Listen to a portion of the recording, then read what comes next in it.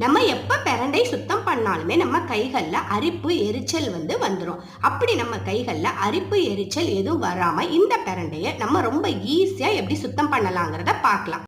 இப்ப நம்ம பிரண்டைய சுத்தம் பண்ணும்போது நம்ம கைகள்ல அரிப்பு எரிச்சல் எதுவும் வராம எப்படி ஈஸியா நம்ம சுத்தம் செய்யலாம் அப்படிங்கிறத பார்க்கலாம்.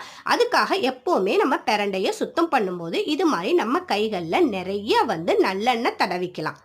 பிரண்டையை சுத்தம் பண்ணுறதுக்கு முன்னாடி இது மாதிரி நிறைய நல்லெண்ணெயை கைகளில் ஊற்றி நம்ம விரல்கள் ஃபுல்லாக படுற மாதிரி தடவிட்டு நம்ம அதுக்கப்புறமா பிரண்டையை நம்ம சுத்தம் பண்ணோன்னா நம்ம கைகளில் அரிப்பு எரிச்சல் எதுவும் ஏற்படாது.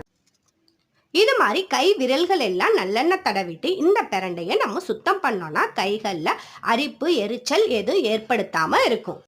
பிரண்டைய மூலிகைகளின் ராஜா அப்படின்னு கூட சொல்றாங்க.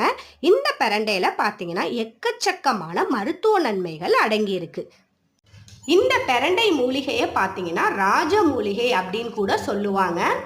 உடைந்த எலும்புகளை கூட ஒட்ட வைக்கக்கூடிய தன்மை இந்த பிரண்டையில அதிகமா இருக்கு. அது மட்டும் இல்லைங்க, இந்த பிரண்டை உடைந்த எலும்பை கூட ஒட்ட வைக்கக்கூடிய மருத்துவ குணங்கள் அதிகமா இருக்கு அப்படின்னு சொல்றாங்க. அது மட்டுமல்ல, எலும்பு தேய்மானம் பிரச்சனை உள்ளவங்க கூட இந்த பிரண்டைய அடிக்கடி உணவுல எடுத்துக்கிட்டாங்கன்னா விரைவிலே நல்ல ரிசல்ட் தெரியும். எலும்பு தேய்மானம் பிரச்சனை உள்ளவங்க கூட இந்த பிரண்டைய தினமுமே உணவுல சேர்த்துக்கிட்டாங்கன்னா எலும்பு தேய்மான பிரச்சனைகள் விரைவிலே குணமாகும் அப்படின்னு சொல்றாங்க. இந்த பிரண்டையை சட்னியா செஞ்சு நம்ம குழந்தைங்களுக்கு சாதத்துல போட்டு நம்ம கொடுத்துட்டோம்னா இதோட டேஸ்ட் குழந்தைங்களுக்கு ரொம்ப